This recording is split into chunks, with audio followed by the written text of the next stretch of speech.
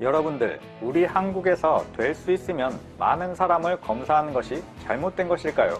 많은 양의 검사를 빠른 속도로 해내는 것을 보고 전 세계 외신들이 극찬을 하고 있는 현재 상황인데요.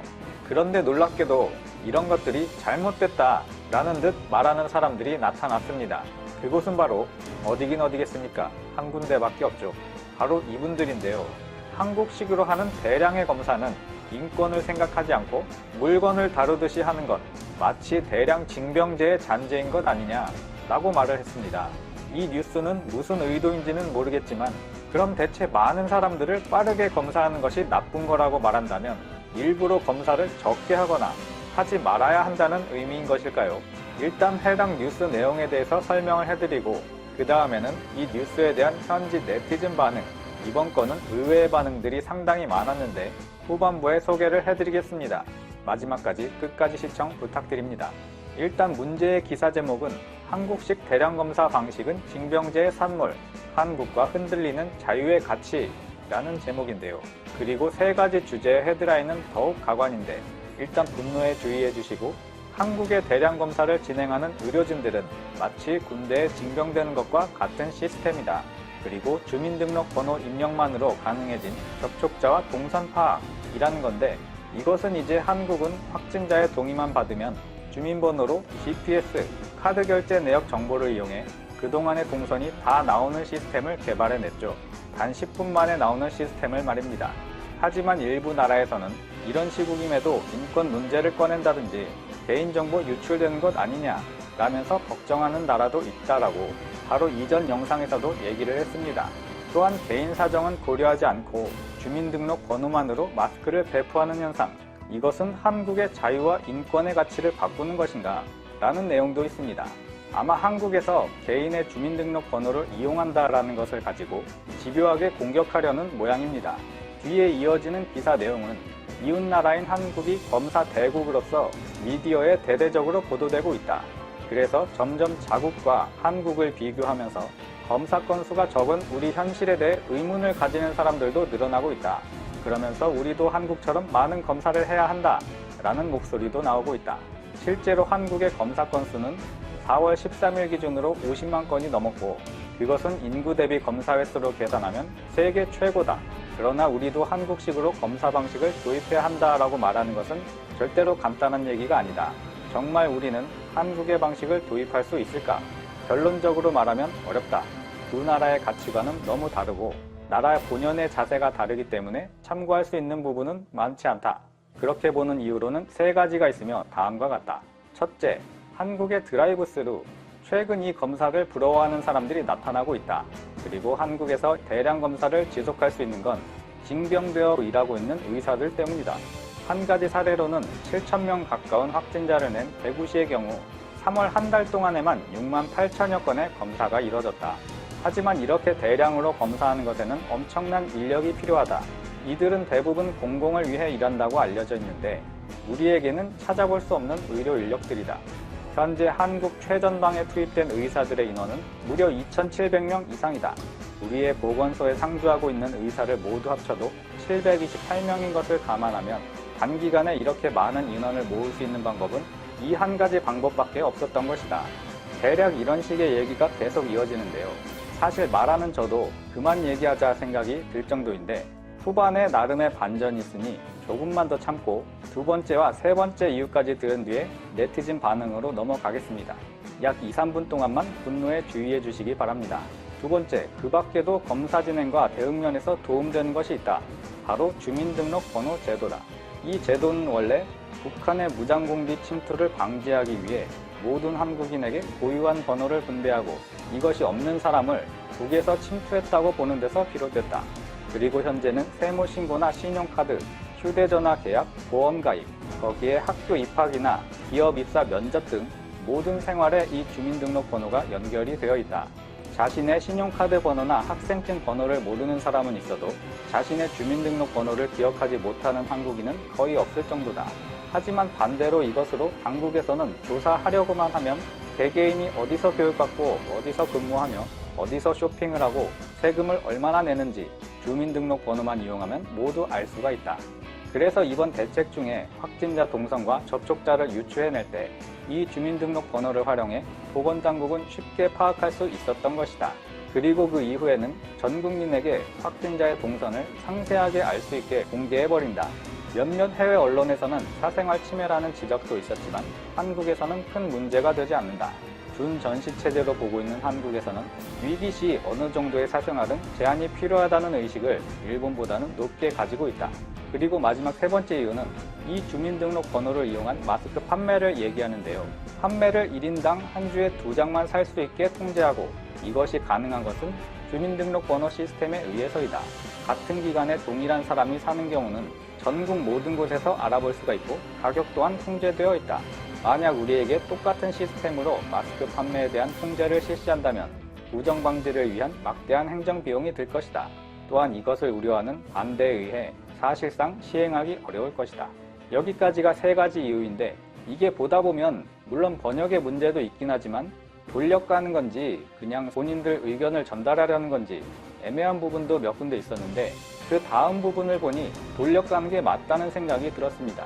그 뒤 결론 부분으로는 인간의 자유와 평등을 높이 노래하고 인권 선언이 태어난 프랑스, 그곳의 피가로라는 신문에서는 한국의 확진자 동선 공개 시스템을 보고 사생활 침해로 유럽에서는 도입할 수 없는 시스템이라고 밝혔다. 또한 동선 공개는 물론 이동의 자유까지 제한하는 것은 도시를 봉쇄한다는 것이냐면서 한국의 오만한 태도를 참을 수 없다고 밝혔다. 라면서 프랑스 언론 얘기를 하는데 어쩌면 이것이 처음부터 자신들이 하고 싶었던 얘기였던 것 같습니다.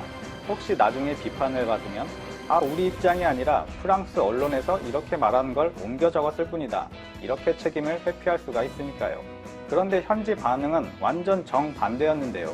해당 뉴스 영상에 달린 댓글을 보는데 현지인들은 상당히 이 뉴스에 뚜껑이 열린 모습입니다. 물론 한국이 아닌 자신들의 대처 방식에 대해서 말입니다. 의외로 상당수 댓글들이 한국은 역시 굉장해. 저것이 왜 나쁘냐? 라고 말하는데요. 너무 많은 사람들이 이런 기사에도 휘둘리지 않고 자아 비판을 해서 놀라긴 했습니다.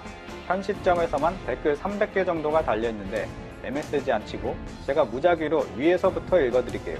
한국의 의료 붕괴라고? 오히려 이래서 한국은 의료 붕괴가 안 되는구나 라는 것을 알았다. 대단해. 후지산 K와 하시모토 씨는 세트로 언론의 가치를 급격히 떨어뜨리고 있다. 이렇게 말도 안 되는 소리를 하면 아무도 믿지 않아. 무엇보다 생명이 우선이잖아. 개인정보를 문제 삼지만 키나 몸무게 같은 걸 알려주는 게 아니잖아. 미국도 소셜 세큐리티 넘버라는 것이 이미 있습니다. 그것을 가지고 사생활 침해라고 말하지는 않습니다. 무엇이든 좋으니까 일단 좀 하라고. 시간을 중요시해라. 이것으로 우리가 검사량을 늘릴 수 없는 이유를 잘 알았다. 주민등록번호라는 것 좋군요. 아베상은 거짓말쟁이. 일본도 마이 넘버라는 게 있어. 이것으로 같은 시스템을 갖추는 것은 안 되는 걸까? 그것이 된다면 아침 일찍부터 줄을 서는 무지개 사람들과 이득을 챙기는 장사꾼은 안 봐도 될 텐데. 후지TV의 보도 프로그램 하시모토 도루시가 또 이상한 소리를 하고 있어. 민간기관에서는 검사를 못하는 것이 아니라 안 하고 있는 것뿐이래. 그런데 안 한다는 것이 능력이 낮아서 안 하는 것이라고는 말하지 않네. 결과가 전부 아닐까? 결과적으로 대응을 잘했으면 그것으로 된 것이지 않아. 다른 것에 신경 쓰면서 결과가 안 좋은 것보다는 훨씬 좋은 듯. 한국의 극히 일부의 면만을 흉내내서는 그런 좋은 결과를 얻어낸 것은 무리야. 굉장하다. 일본도 저것 할 수 있으면 좋을 텐데 우리에겐 무리인가? 괜찮은 댓글이 많아서 계속 더 알아보고 싶지만 얘기가 너무 길어지지 않게 3개 정도만 더 알아보고 마무리하겠습니다. 우리는 의사가 검사는커녕 회식에 가서 감염이 되어 오는 상황인데 우리가 과연 한국처럼 할 수 있을까? 그 어떤 자동화 회로와 데이터베이스로도 주민등록 번호를 이용하는 것만큼 빠를 수 없는 건 사실인 것 같군.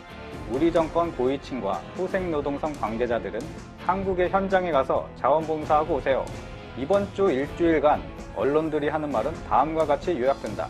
이분이 요약을 잘 해놨네요. 일본은 검사 후진국입니다. 우리는 검사 횟수를 늘리고 싶어도 늘릴 수 없습니다. 다른 나라는 많이들 하고 있지만 우리는 여러 가지 이유로 할 수 없습니다. 우리는 어쩔 수 없는 상황이기 때문에 할 수 없습니다. 민간의 검사 능력은 없습니다. 국민 여러분은 납득해야 합니다. 여러분들 조심해주세요. 이렇게 요약된다. 다시 한번 말씀드리지만 제가 좋은 것만 골라서 읽어드린 게 아니고 무작위로 위에서부터 읽은 겁니다. 전부 한국을 좋게 말하는 내용이었고 자신들을 자아 비판하는 내용이었습니다. 혹시 한국 분들이 댓글을 달았나 생각해서 봤는데 그것도 아니더라고요. 아마 300개가량의 댓글 대부분이 이런 분위기일 것 같습니다. 마지막으로 개인적인 생각 하나만 말씀드리면요. 저 기사는 물론 아까 그 프랑스 피가로 신문에서 비판했다는 내용 자꾸 개인정보를 운운하는데 이건 사실 이 사람들이 급하지가 않다고 봐야 하는 것 같은데요. 발등에 불이 떨어지고 하루 몇천 명의 확진자와 몇백 명씩 무덤으로 가는 상황이면 그때도 과연 똑같은 말을 할 수 있을까요? 무덤에 들어가서 와 나는 개인정보를 지켰어 라면서 기뻐할 수 있을까요? 이제는 빠르게 현 상황을 인지하고 한국의 검사와 대응 시스템을 벤치마킹하러 전문가들을 보내야 할 상황인 것 같습니다. 확진자가 2배, 3배 더 늘어나기 전에 말입니다. 오늘 소식 여기까지 전해드리고요. 끝까지 시청해주셔서 감사합니다. 오늘도 안전한 하루 보내세요. 추천 한번 정중히 부탁드리면서 오늘도 들어가 보겠습니다. 돈 되는 라디오에서 수개월 전부터 2020년 전기차 배터리 분야를 주목해야 된다라고 여러 영상 업로드 했었습니다. 그 이유는 단순하죠. 2020년 중국 전기차 배터리 보조금 완전 폐지가 일어나면서 기술력 대 기술력으로 붙으면 한국 전기차 배터리가 단연 세계 최고의 기술력을 가지고 있기 때문에 점유율의 지각 변동이 일어날 것이기 때문이죠. CATL과 비아디가 세계 점유율을 휩쓸고 있었던 것은 오로지 중국 내부의 배타적 판매 정책에 의존하고 있습니다. 그 근거가 이번에 중국의 시장 개방과 보조금 단계적 폐지로 확연하게 또 드러났죠. 이 단계적 폐지에 중국의 의도 그리고 LG화학이나 SK이노베이션을 중국 시장에서 판매할 수 있도록 껴준 의도는 내년에 어차피 보조금이 완전히 폐지되고 지금도 당초 보조금의 반토막 이상 난 상태니까 미중 무역 협의나 향후 자신들의 전기차가 타국에 또 진입을 할 거잖아요. 이미 우리나라에도 전기차, 전기버스나 이런 걸로 진입을 하고 있죠. SUV도 하나 나와 있고 그럴 때 공정성 시비 같은 것을 붙을 것을 고려해서 LG화학과 SK이노베이션의 이 전기차 배터리를 탑재한 전기차를 중국 내에서 판매하는 것을 승인했었죠. 그러나 아직 시장 개방 초기인데도 불구하고 테슬라 3가 중국 내에서 돌풍을 일으키면서 LG화학이 비아디를 제치고 10월 누적 기준 점유율에서 세계 3위를 기록했습니다. 사실 테슬라 물량이 잡혀있는 건 아니에요. 근데 그런 기세가 있다는 거죠. 비아디나 CATL의 점유율은 중국 내에서 독점적으로 가지고 가는 그 중국 내수 분량이 상당하기 때문에 굉장히 기울어진 운동장에서 싸우고 있는 LG화학이 이 비아디를 넘어섰다는 점은 굉장히 의미가 깊은 부분입니다. 또한 중국 이 배터리 업체들의 부진이 지속적으로 일어나고 있고 테슬라가 돌풍을 일으키고 있죠. 그 물량이 아직 반영이 안 된 상태에서 이미 3위에 오른 거예요. 그러면 LG화학의 어떤 상승폭이 더 열려 있다. 그리고 우연히 3위에 오른 것이 아니라 무난히 이 어떤 여러 가지 중국 전기차 배터리의 지속적인 부진이나 테슬라의 상승 곡선 이런 것들을 고려하면 19년 세계 3위 점유율 연간 총계로 봐도 유지할 것으로 개인적으로 판단하고 있습니다.